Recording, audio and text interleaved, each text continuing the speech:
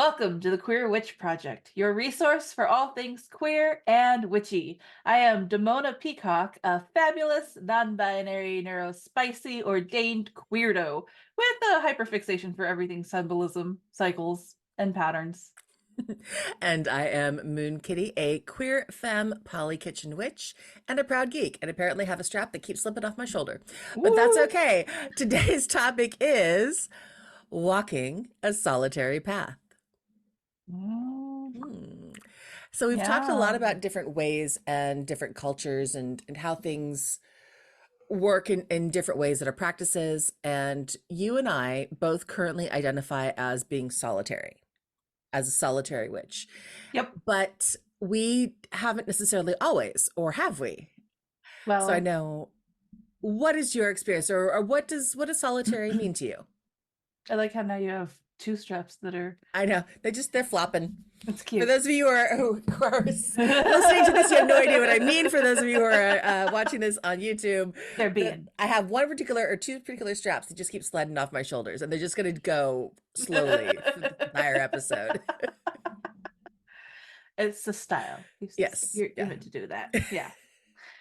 So what was my experience? Okay, well, I started out always a seeker, always Mhm. asking questions. I can remember through childhood people not being able to answer my questions satisfactory because like when you're a kid, people don't really want to be answering the question, who is God and Mhm. who wrote the Bible? Uh, like they didn't they just don't give satisfactory Right. answers. Yeah. So when I was a young adult, Mhm. really probably freshly 18, in my 18th year, I joined a pagan circle. Hmm. Um, and I was trained as a priestess under their traditions. I was uh I dedicated to myself to the circle. Um, and went through their program and whatever. And then it came time to I came very close to initiating, Mhm. and there was a lot of drama Mhm. that had occurred throughout the time that I was involved, that just kept amping up and getting worse. And now looking back, I didn't have words for it then, but it was very trauma triggering for me. But Mhm. it's because there was some very culty aspects Mhm. to Mhm. this group where, like, if somebody had left the circle, you really kind of were socially pressured to not be friends with them anymore. And I didn't really my brain didn't understand that because I'm just like, whether they're involved in my church or not, Mhm. they're still a friend. And Right. I'm friends with people outside of the circle, so why can't I still be friends with someone who left the circle? But that's that's an aspect of control that I would never. Let's just put it this way: I'll never give that up to anybody else Mhm. ever again. To control anybody, yeah, I get to control who I am and am not are not friends with. Mhm. So there's some culty stuff, and then the other thing that like I vividly remember that rubbed me the wrong way is that they were trying to push me into initiating, and I wasn't Mhm. ready. And there was a book list that I was supposed to read, and they were basically going to be like, well, um, since it's taking you so long to get through the book list, we could just like, you know, not require that of you and initiate you anyway, and you can still like read the books, even after you're initiated. And again, I didn't have words for it back then, but like Mhm. my ADHD brain doesn't learn very well through boring pagan textbooks. Mhm. I'm very much like I like attending lectures. I like Mhm. audio learning. So why I love TikToks so much. Uh, but I just was feeling pressure to initiate into this circle that was already showing me red flags and problematicness, and I'm really young and I'm not understanding it, but it's triggering the traumas in me. And so instantly, my inner rebel archetype resists being forced into initiation. Mhm. And looking back, I'm really glad. I think that was for self preservation. Mhm. So, but I learned a lot. I Mhm. did learn a lot. I was trained, and then I also promptly was so traumatized from that experience that I decided paganism, I was done with it. I was also done with spirituality in general because you get kind of Mhm. jaded and fed up with stuff. And it really wasn't until I was dragged to my very first Pantheacon convention back in the day, that I re-engaged in that part of myself. Hmm. But from that point on, though I engaged in community a lot, I identified as a solitary witch. And I Hmm. just wanted to do it my way. Hmm. I wanted to learn from a lot of different sources, constantly a seeker. Like, Hmm. I guess it could be like the Mercury and Gemini thing, but like I'm always wanting to figure out the commonalities between a bunch of different beliefs or a bunch of different people's answers Hmm. to things, and then kind of form my own viewpoint based off of the data points that I'm able to collect. And I felt like identifying as a solitary, which is giving me permission and access to my own spirituality, Hmm. how I tuned into me. Like, I don't believe that any other person should be telling me what's right and wrong for me, or be the go between myself and my higher power and my spiritual Hmm. guides. Or I think that's where religions kind of come in and get a little shady. Right. So yeah, I did not start off solitary, but I ended up solitary as a path of empowerment. I love it. And just sticking true to myself, because there were things that, even though I learned a lot, there were things that that I was taught that I questioned a lot, and Hmm. formed different opinions of, which would not have been accepted If you were uh in a formal. if I had initiated into that circle. I would have had to fight that a lot, because yeah, you had to do it the right way. It was also a very heteronormative circle. We had two gay men join the circle, and they were basically told that they would have to find female friends to be their priestesses, because they weren't allowed as a gay couple to run, because you had to have a priestess running the circle, and the priestess had to have a priest holding space for her. And Hmm. so one of the things that happened when I did join that circle is they paired me up with someone. They match made me with someone. And that was my first real adult relationship that did real adult things. And you know what? That was like a on and off again 3-year relationship that was terribly abusive, Mm. but I was pressured into it but through my spiritual community. So you can see why maybe I am a Yeah. little side eye to groups in Hmm. general. And that's not to say that there are amazing groups out there. It's Right. just not my thing. Hmm. And that makes total sense. Appreciate that. Except I want to learn from them as much as they're Mhm. willing to teach me without being initiated into them. But yeah. No, I hear that.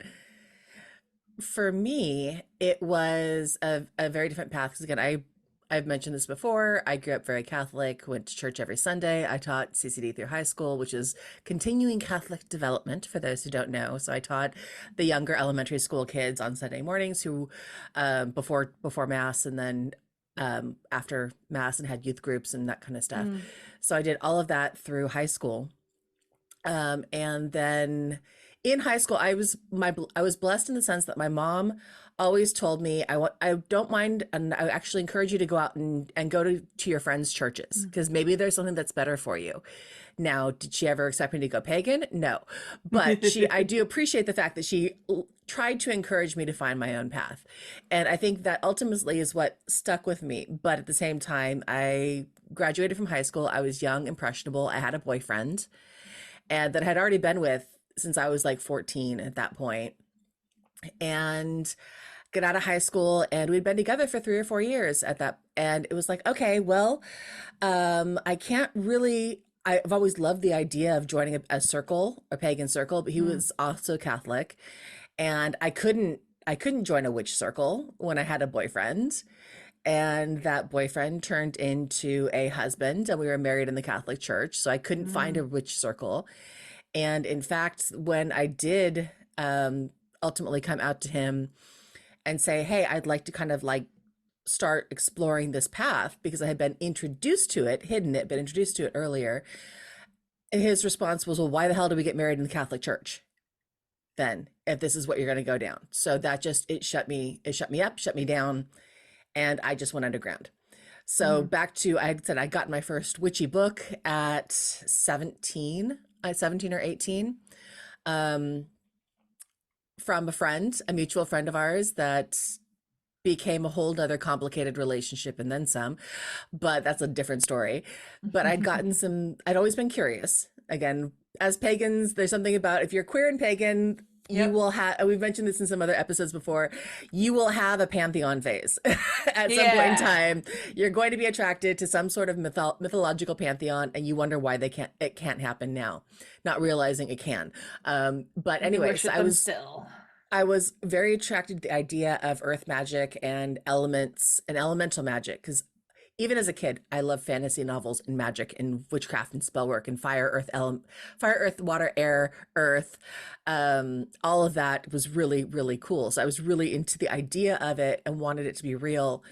And anyway, so I got my first spell book and magic book on magic, but I had to hide them. And they were hidden under my bed, under my mattress, tucked away in a box. And then after I got married, same thing. It just stayed hidden away. It kind of grew over time to um, crystals and other some implements. But for the most part, it didn't come out except in ways that were socially acceptable being Catholic, i.e., candles.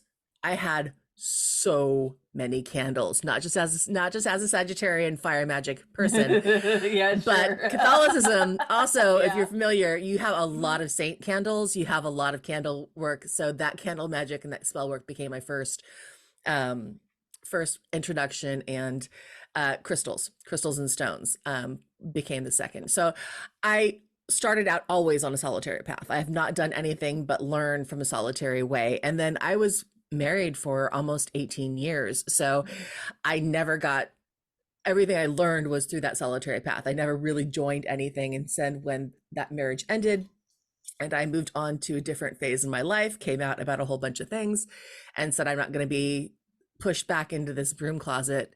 I'm going to be who I am. I had already walked the solitary path for so long and learned my own ways of doing things that I don't think I could have joined a circle. And in fact, even when I was thinking about doing something, there were a couple of different magical Mhm. traditions that I had seen at PantheaCon and others. I'm going, ooh, that might be interesting. Literally, every time I tried thinking about something being interested, something would shift and I wouldn't be able to go down that path.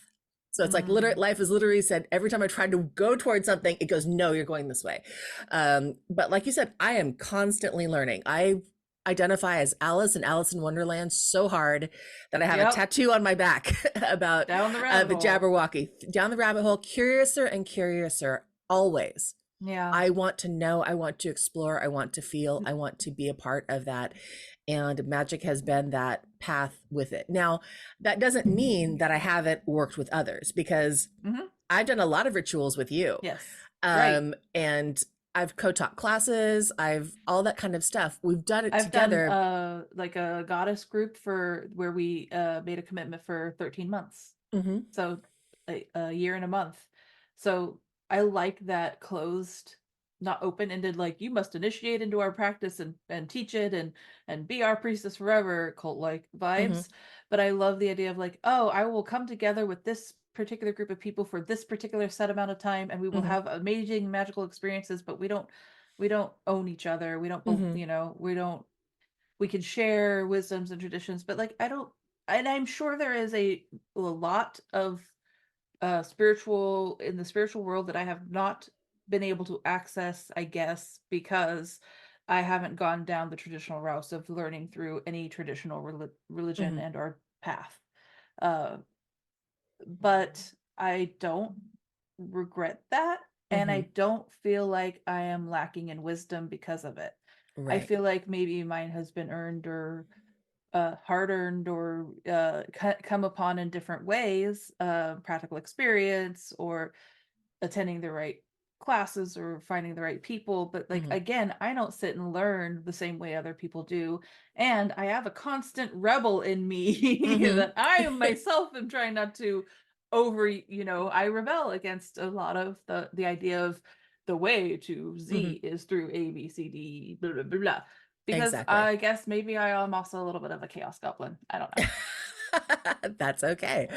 No, But I'm I not saying that people doing that is that they're wrong to do that, but I just know that there's like probably a little bit older than me or even my generation of pagans that find a lot of like value in that and a lot of identity in that. mhm, But then there's a huge amount of pagans that don't have that experience. And mhm, yeah, that's why we're talking about this stuff because I think a lot of solitary witches feel left behind or mhm. lonely or excluded or undervalued. And we're here to say it's valid. It's It's so completely valid. valid. Yeah. And I just had a thought when you're talking about that as older generations. And again, makes me think of I am Gen X on the Zennial kind of cusp area, Hmm. and I know you're a millennial, and I am I an think older that as millennial. that comes out with the idea of this generation was the original latchkey rebel Yeah. generation, and it keeps Hmm. kind of progressing from that. So looking at it from a generational perspective, it's not shocking that I did and want to do things my own way, and that got passed on from this point on. From that Gen X generation down, each generation just takes doing it things their own way to the next level, almost. So Yeah. it really does make sense in a lot of ways. But like you said, and you and I had a kind of an off conversation about this, just because you're walking the solitary path doesn't mean you're alone No, at right. all along that Yeah, road. very important to say that solitary doesn't mean you're doing it by yourself. Hmm. That you don't have access to community, that you can't find community. You're not locked into but a lot of it is kind of like I can do it my way, but I'm Hmm. willing to learn from you and to help teach you and collaborate. And there are so many times where we do come together as community or as sisterhoods or as witchy folk, and we create something bigger than our solitary path. Hmm. But I will always return to my solitary path. Right. And I will seek out mentorships or I will Hmm. offer mentorships. Hmm. you know there's nothing wrong with learning from other people, Hmm. um but they're not going to be my full access point to my spirituality. I am Hmm. that access point. Right. And learning from other people, I know this is something that can be very a little bit challenging, especially if you are walking the solitary path, to look at making sure you're not being culturally appropriative in your practices. And that's where having someone who may be a mentor in a practice, if you are interested about that practice, having someone who's willing to help you and guide you through that is incredibly helpful. With again that knowledge that you're not going to take and try to profit off of that practice. So Mm-hmm. if you're going into Yep. that idea with wanting to profit off of it, like, oh, I'm gonna learn this and then I'm gonna write a book about this and sell, or I'm gonna learn this and do a tarot deck and sell lots of dollars and that kind of stuff. That's being culturally appropriative versus acknowledging and expanding your horizons to learn about how it all relates Appreciative. together. So Yeah. there's a And if lot you of want to be difference in intent. culturally appreciative, make sure you're Hmm. going to the sources and you're Yes. supporting those communities Yes. if they're willing to teach you Hmm. And if they're not and willing to teach you, let respect it it. go. Yep. Some closed practices are closed practices for reasons. Exactly. Yeah. Yay. PSA Yay. wisdoms. Yeah.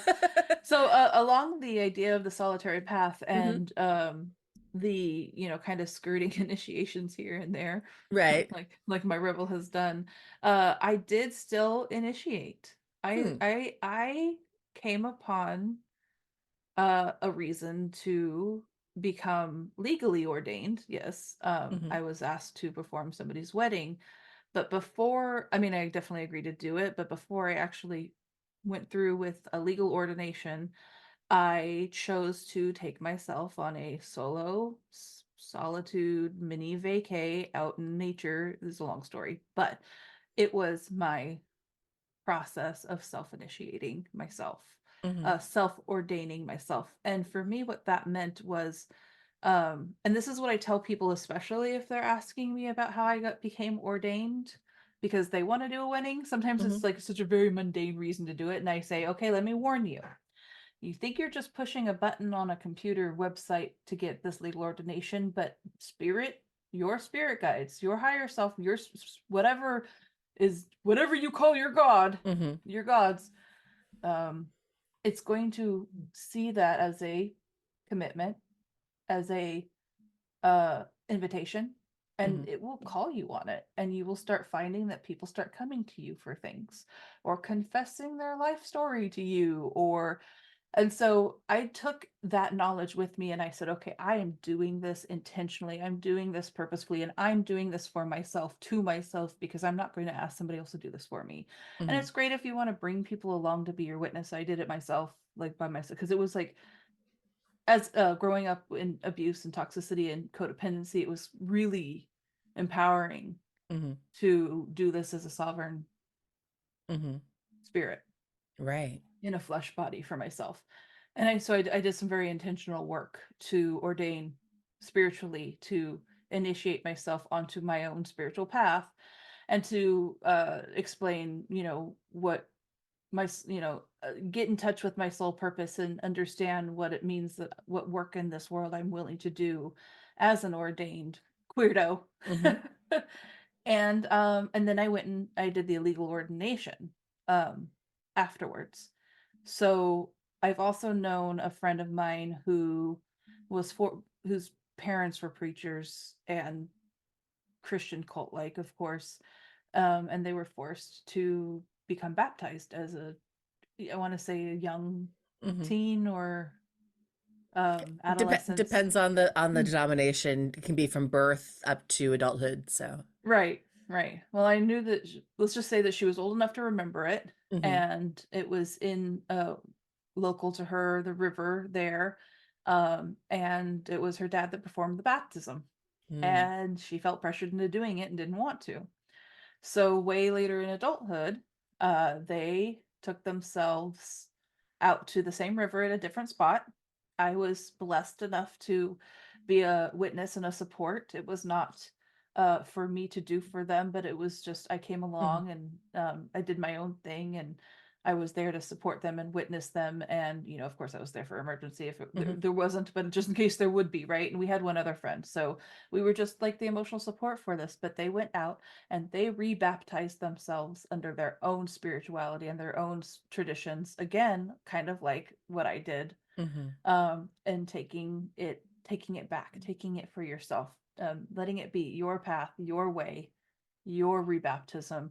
So that those are two examples that I would use as to how you can still have a very formalized spiritual practice while still being on a solitary path. Mhm. I love that. I love that. Um, those ideas. And I never I was baptized. I was baptized late because I do remember because all my brother, my sister, and I were all baptized at the same time. My sister was a baby and I was the oldest, so I was probably 6, which is really shocking for being in the Catholic Church and Mm, everything else. But there was again a whole other bit of a family history. My mom was a single mom.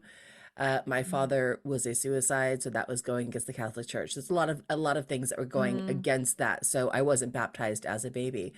Um, but it I've never thought about trying to reordain into my faith structure or faith system, and I don't know if I need to. And that's again my own kind of choice because it's not even when I was doing it, I the ritual and the aspects of it that I learned are still ingrained in me. I still love the ritual of if I'm going to of setting out places and things being in each place, calling the corners, doing that kind Mhm. of um practice. So I love that ritual that's still part of me and that's ingrained from my history with the Catholic Church.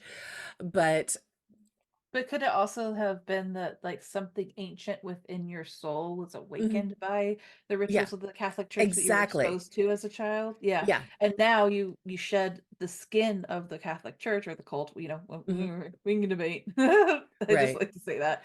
But but you still practice your own rituals. Exactly. And that's exactly what it is. And it was funny because at much later in life, I'm going through the divorce. My grandmother, bless her heart, called her the plain colors nun.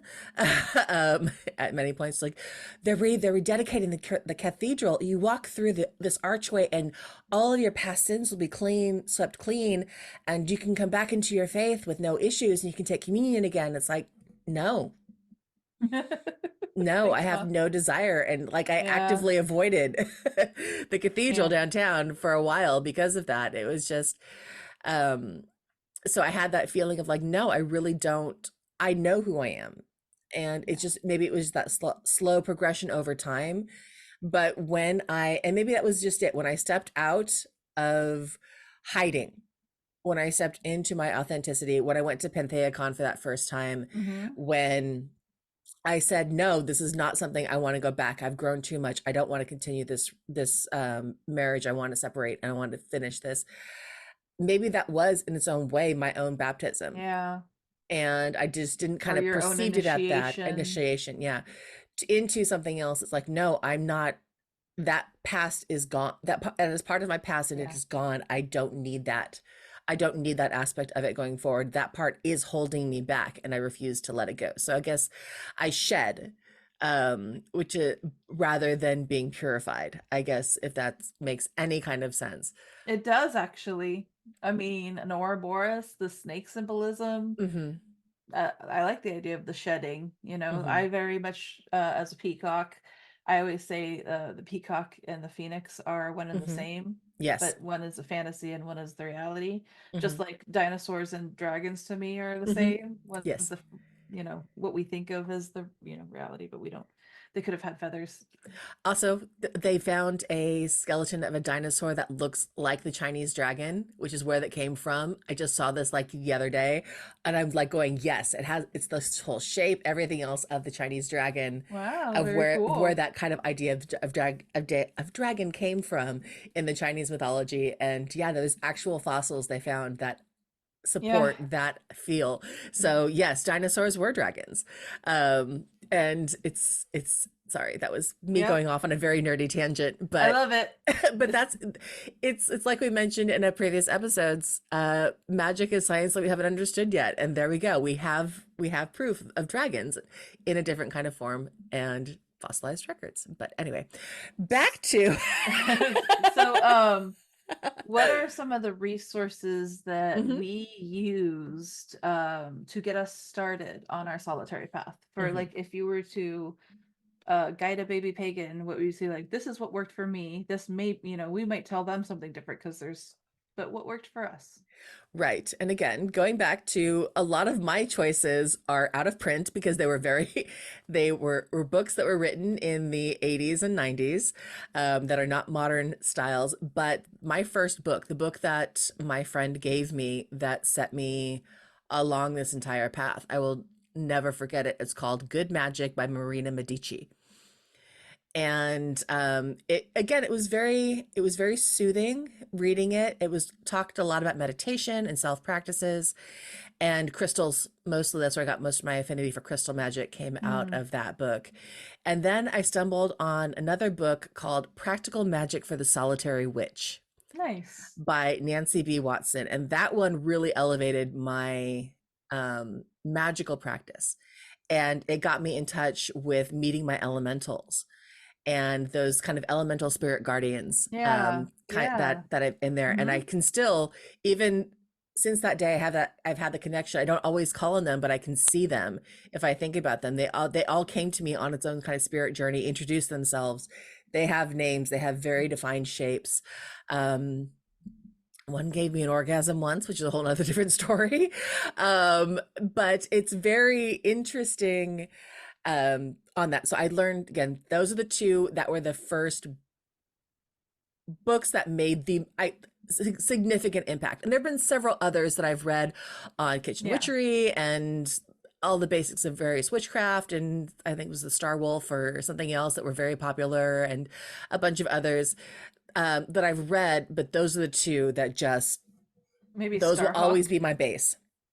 And a Century of Spells was the other one. They gave me Uh, practical magic, or they gave me good magic and a Century of Spells. So I'll have a lot of really old traditional spell crafting hmm, um nice. things. So those are mine. What about yours?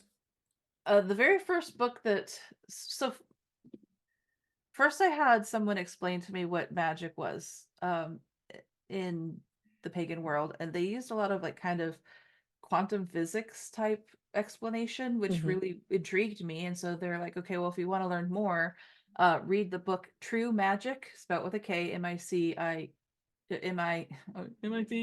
No. Magick. So Hmm. True Magic, A Beginner's Guide by Amber K. And that was my very first book. And again, I find reading text type books Hmm. trudging and they put me to sleep, but this one was very much like a conversational Hmm. and easy to read, and it made so much sense to me that was Hmm. like, oh, I never thought about that way, but of course, yes, that makes so much sense. And it's been decades since I read Hmm. that book, and maybe I should reread it and be Hmm. like and refresh myself, because I honestly can't tell you what all made so much sense, but Right. just it But it I just did. page after page, oh my god, yes, it's like something awakening inside of Hmm. me that made so much sense. And also, I'll always remember that book. And I Hmm. also got to meet that author who Awesome. also is queer. Hmm. Yeah. Oh, I wonder if Nice. yeah. That's awesome. I mean, seriously, I'm like going, can I find this book? Because I'm pretty sure that there was the lesbian stuff happening at their.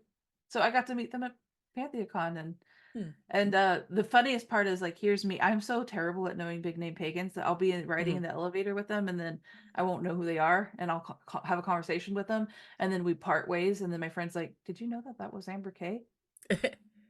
Oh, I did not know that. I only know the name. I don't know the face, but now I do. Hmm.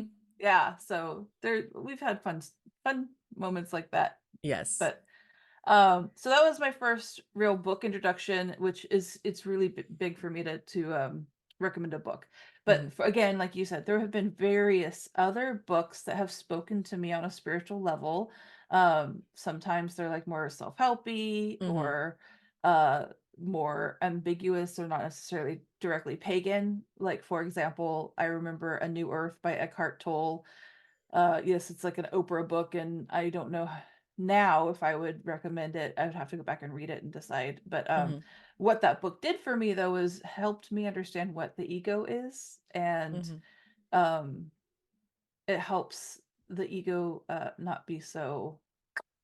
Egotistical. It taught me a lot. Yeah, it taught me a lot about the psyche and how the brain works, and how you don't make the ego your Hmm. enemy, but you also don't want it driving all the time, and Right. how important the brain thinks it is. Hmm. And also like the importance of humility. And yeah, so there was a lot. And then there's another one that there's like this poet that really got me, and I've read several books of his, but the one that I started with was the Book of Awakening, because it was literally that had an entry for every day of the year, and Hmm.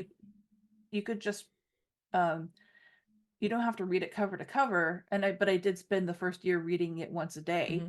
and now I still have it, and every once in a while I'll just go pull up the day, and I'll just look at what day it is. I'll go search for that day in the book, and I'll go read it, and it's really just a short entry, but it's always so profound or poetic, or there's some kind of story that's like very spiritually, and for some reason it magically just works that it really Hmm. fits in Hmm. my life because it's what I needed to hear at the moment. And at the end, there's some bullet points that are like suggested meditations.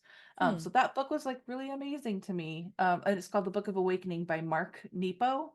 And then his second book, not his second book, the second book of his that I read was called Finding Inner Courage. But my friends and I called it Finding Inner Orange because there's literal like fruit oranges on the cover. So we just called it the Finding Inner Orange book.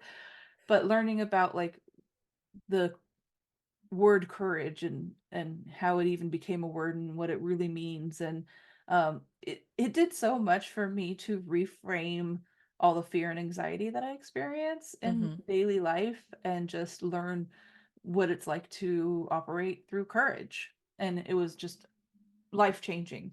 So I don't know, sometimes I just tumbled into random books that spoke to me on such a soul level that was like really opened up my mind to Hmm. consider things, or to be even to be able to just offer wisdom.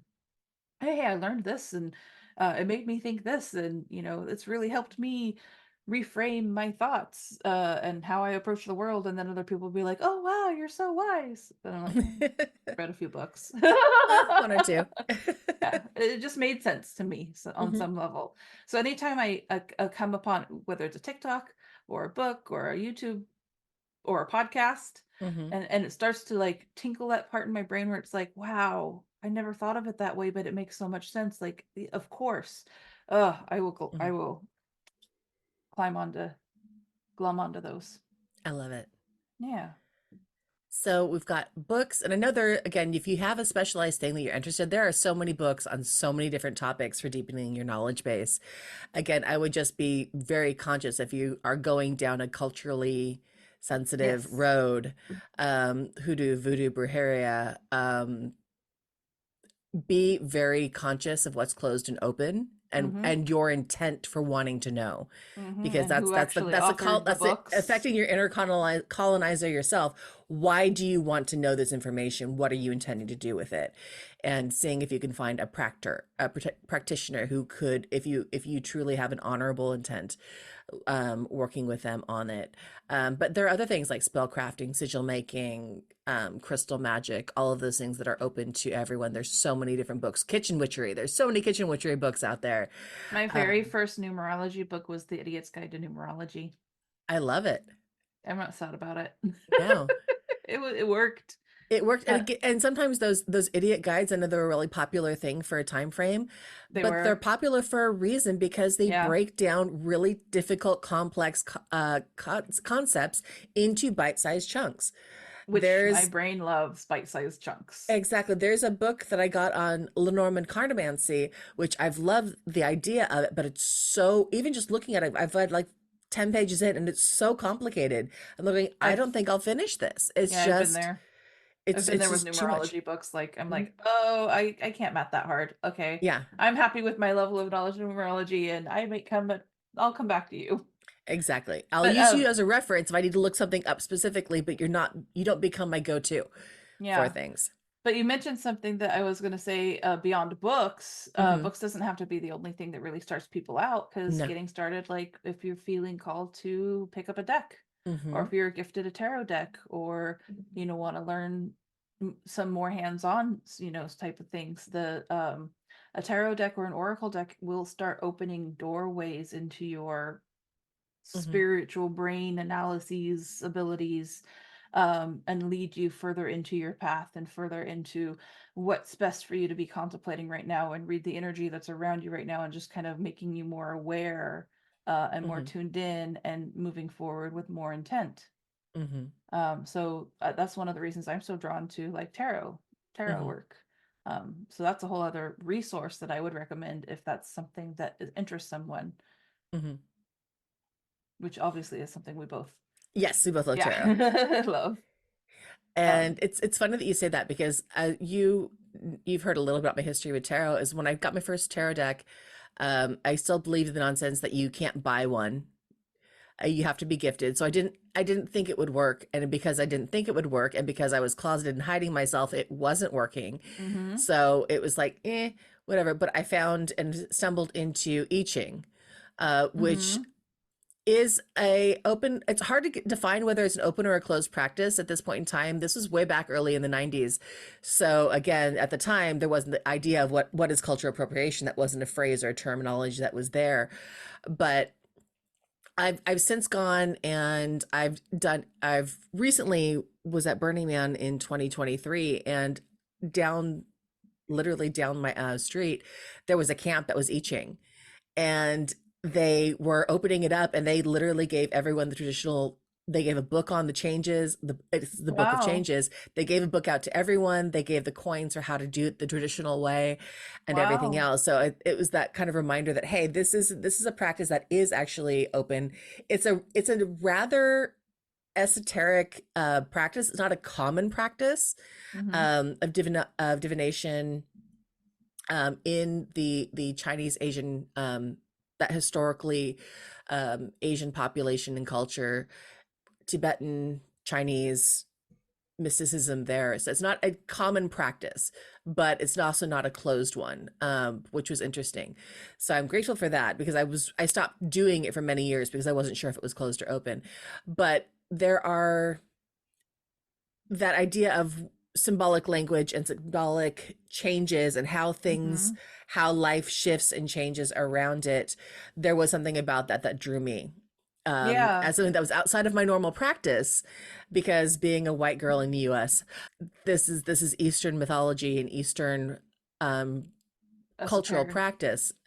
So it was like, is this there? Is this right? And I didn't want to fall into the trap of, well, it probably hit me in a past life, because Mm, that's a really easy cop out to say. Whether it's true or not, it's a very easy cop out. So mhm. once I recognized it, it was nice to have it come back and be reaffirmed back in my life on Nice. something. And I've done I Ching readings for Mhm. you, I and remember. they're really fascinating. But again, the first one came out of a very simple, like a beginner's guide to I Ching, and it was just the right book that kind of kickstarted and made sense to me. Right. So those beginner books, don't knock them in any way, Right. shape, or form, because they Anything that gets are. you thinking about this symbolic language or teaching you this can mean that, or Mhm. this can open a doorway about this over here, and Right. And whether it's dream interpretation or mhm. I Ching or different oracles or yeah, Yeah. runes, which Mhm. I'm not expert in at all, but I'm uh, reverent of. Uh-huh. Yeah, fascinated Yeah, by. And exactly. so the idea of the things that you may not be able to do before do come back around, because while I was doing I Ching at that point in time, I stopped. But as soon as I stopped doing that, tarot became a really big thing back in my life. And that's where it's been primary of a focus.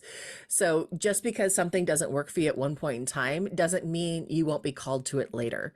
Yeah. And that's where these books, the decks, the different sources Mm-hmm. of knowledge, the internet, hell, even TikTok can really give you great perceptives and great resources for how to learn about something that you may not have had access to before. I love that you say that because I always see the interwebs as like the domain of Mercury, Hmm. like, or, different gods that Thoth, the Communication. scribes, the Yes. communicators, right, the messengers of Hmm. God, even though, like, to be fair, it has its shadow aspect where people are Hmm. awful and, do awful things and Hmm. all that. But it has also this it is holding oral traditions for us. It Hmm. is allowing our world to be smaller so we do know what's going on in different places, and we're learning from other cultures and learning to be more open and accepting, and realizing there's wisdom to be gained from all over. We Hmm. can connect through social media platforms and build communities and Hmm. teach people and learn. And yeah, so I just kind of feel like, in a way, it is kind of, a blessed tool of the Hmm. collective consciousness. And I always just, for some reason, think Hermes is out here ruling over it. And as I'm scrolling, and then, like, damn you, the algorithms, and then some like Hmm. poem pops up, and it like gets me in my heart space because it's exactly what I'm bitching about to my Hmm. friends and chat, because, like, that's how algorithms work. But I go, oh, look, it's the internet prophets being very obvious again. Hmm. I needed to hear this. I needed to see this. I needed to think about this. I needed this meme. Also, the internet culture never lets me down. No Hmm. matter how dark the world gets, there will be a meme about it, and it will be both too soon and completely funny. Yeah, there have been times where I don't know if I could make it without being able to laugh at what the internet comes up with. Oh yeah. Yeah, So, especially when, like, in the political spheres, when things are getting really dark, but then in the hmm. internet it's just like Yes. Yes. so that's a Graveyard humor is very a thing. amazing tool that we now have access to. Hmm. And look at us, we're a part of it. Exactly. Yeah. This resource, this ability to do this. I was thinking earlier, um, I remember growing up when the idea of a video call was so futuristic. It's like, oh my You mean God, you could, on the Jetsons? yeah, like on the Jetsons, like this picture thing where like, oh my God, you can talk in like video format. And now here we are, not even thinking twice, doing Mm-hmm. this on a regular basis, and using this as a tool to then be able to put out form information in a different kind of format. And yes, there is misinformation out there. Yep. Um, just And as you much have to as there use is your natural. discernment. You have to use your discernment, and also you can also use it as a learning experience, because if five different people tell you how to do something, maybe one way is the way that resonates with you. Go learn about magical ethics, and Mm-hmm. don't fall prey to people who are running scams, because Yes. like for example, tarot readers will never an ethical tarot Mm-hmm. reader is never going to be, hey, I just received a message for you, can I send, can I give you a reading? Mm-hmm. They're not going to push their readings onto you, but we will make ourselves available for you to seek us out. But Mm-hmm. if you're not giving consent to a reading, whatever they're saying that they just picked up for you is it's either a scam or they're reading themselves. Kind of rolling back around, commitment to personal spirituality. So whether you're walking the path of an organized group or whether you're walking it alone, this comes with what you're saying, this idea of responsibility to Yes. yourself and your guides to acknowledge and work with those unknown energies. As a witch, if you identify as a witch or as a spiritual practitioner who deals with magic, you're going to have to recognize that you are working with magic and Mm-hmm. what that involves, the energies, the manipulation of energies, the mind, the presentation, the focus, the meditation, all of that The is, receptivity, the, yes, that you are working effort with it and acknowledge the power that it is. within you too, Mm-hmm. and you're connecting that to you within you. You're taking your own power back. You're using your power for your own good, for your highest good, and maybe hopefully even for the good of all, for the highest good of the community, and maybe the benefit of all humanity, and or just the earth or the Mm-hmm. universe, or however you want to frame it. um but I feel that the solitary witch is a path to self-empowerment, Mm-hmm. is a path of self-empowerment, not to, it's not a Mm-hmm. destination, it's the journey. Mm-hmm. And I think that that's why it kind of stands alone, as far as like you're not going into a church or a religion, and you're not going through some kind of hierophant or Mm-hmm. high priest that is telling you how to, what your gods are saying to you. You're cutting out the middle man, and you're going to your gods yourself. Mm-hmm. In some ways, you become the Hierophant. You're not Yeah. learning from the Hierophant, you become the Hierophant as you're learning. That's annoying to me. Because it is so right on. Yes. And I said Yeah. that knowing your personal experience with the Yeah, Hierophant exactly. card and everything else. It just that literally that came into my head as a moment ago. And it's like, okay, this message needs to come out right Oh, now. I love you. I love you. You're gonna make me cry with how funny that was. So there's so many different ways to learn and practice magic and to Yes. open up and connect when you're walking that solitary path. And whether you believe in the Wiccan rule of three or whether you believe in something else or good magic, baneful magic, neutral magic, all of those kinds of things, it is the self responsibility and the self acknowledgement of what you're doing and how that relates and shifts to the greater whole that you do need to be aware of and conscious of what are Yes. you putting out and what are you doing. It is not a lonely path, because in connecting to your own spirituality, you come into the knowledge that you are a spoke in a giant wheel. You are a cell in a giant body of Mm-hmm. humanity. You are a part of a bigger picture. You are one, uh, one with the whole, Mm-hmm. but you are not all of what is. Mm-hmm. You're just a part of it, and that means that we have to make space and make room for the community, the aspects of, and not to say that we're supposed to lose our identity or individuality in the process. It's that balance of maintaining our uniqueness, our individuality, our independence, but also being able to serve a higher purpose, Mm-hmm. to make being human on this earth in this day and age somehow easier for everybody. Mm-hmm. Yeah, it's not a disconnected path at all. No, it's solitary, but it's yeah, solitary but connected I like that. when you're working Yeah. it. Spirit will Mm-hmm. send you your people. one way or Exactly. another because you made that commitment. Other opportunities that kind of opened up for us or Mm-hmm. for different that will open up for different people when you take that step to self-ordinate or self-baptize or just to work on some kind hyperfixate on a spiritual path or a spiritual Mm-hmm. tool in the tool chest. You'll have people coming to you for readings Mm-hmm. Yes. or just opening up to you randomly because you seem very trustworthy, Mm-hmm. and all of a sudden you realize that you're sitting here taking their confessions, Mm-hmm. you Or know, you'll start a podcast. or you'll start a podcast. Blessed Hermes, Mercury, pushing that podcasty vibes, Exactly. right? We teach classes. Mm-hmm. We've arranged group rituals. Mm-hmm. So, despite the fact that we identify as solitary witches, there are things that we have done Mm-hmm. that's on our resumes. There are Yeah. things that we will do that we continue to do. Mm-hmm. You know, that is very much a part of the collective.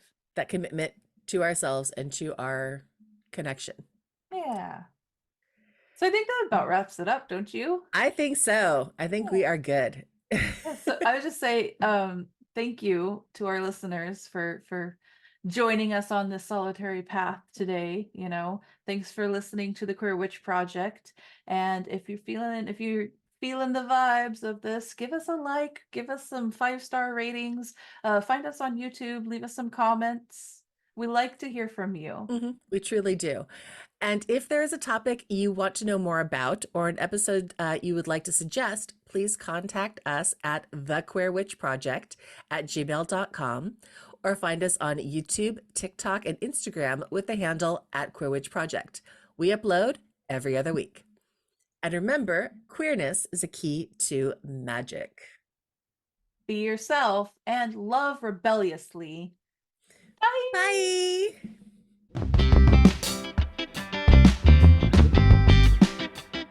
Legal ordinations. I Mhm. wanted to, if anybody wanted to know how to go Mhm. about that, did you also go through one? Yes, I did Okay. actually. So I thought we Yeah, should I'm talk also about legally how, ordained. yeah, so I figured we could just share that because Mhm. hey, I I'm going to give you the tools I had. Mhm. So I personally went through what was called the Universal Life Church. You sign up at their website, you get legally ordained, you can purchase some credentials and Mhm. other memorabilia or whatever, but you don't have to. Mhm. Um, and if you are looking to become ordained to perform certain ceremonies, go ahead and make sure that you're looking up again, like we would say, do your research Mhm. about native plants. Look up the laws in your Mhm. state or your country and find out what is legally bare minimum that you need. Right. Because for where I am in California, it is just and it worked. Yeah. An online ordination was considered a legal ordination, and Mhm. I am able to officiate weddings in that through that, but it could be different for different states or Mhm. different countries. Right. So you just got to do your research. Do your But for research. mine, it was Universal Life Church. And for me, I went through an organization called American Marriage Ministries. Um, so same kind of thing. It's a website. It's a oath kind of pledge thing, and it's again about I can't remember what it was, but I have not personally had the opportunity to do weddings or anything else yet. I know when that time will come. I wanted to because I felt like I needed to, again, as part of my coming out and being able to step into it was something that felt the right thing to do to be able to offer this as a service. Mm, Um, so if it comes out that's the right thing, I know it'll come to me. I think for you especially, you have a different energy, so I can absolutely see why people gravitate towards you as like, yes, I want you for that. Whereas I am a very different kind of energy, and there will be some point in time, I have no doubt, where I will officiate a ceremony of some sort, whether that's a yeah. hand fasting or whether that's a Hmm. an actual marriage. But it was also important to me, if anything, to have that ability, so when the time comes, it's there. Hmm. So right Hmm. now it's a tool in my back pocket that I haven't used yet, but when I need it, it is there. Nice. And in a way, again,